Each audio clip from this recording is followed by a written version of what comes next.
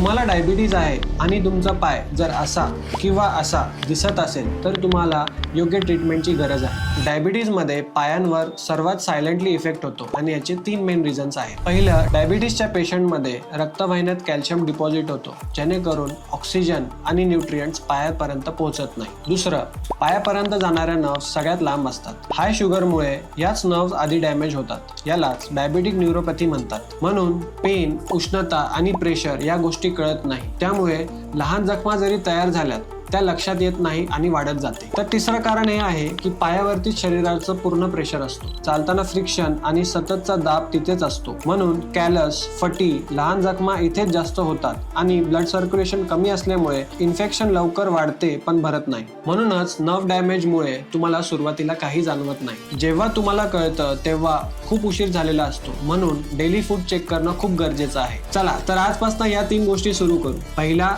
रोज पाय तपासा। दुसरा, योग्य चप्पल घाला। आणि तिसरा आणि सगळ्यात महत्त्वाचा, या चॅनलला सबस्क्राईब करा आणि ही व्हिडिओ सर्वात जास्तीत जास्त शेअर करा।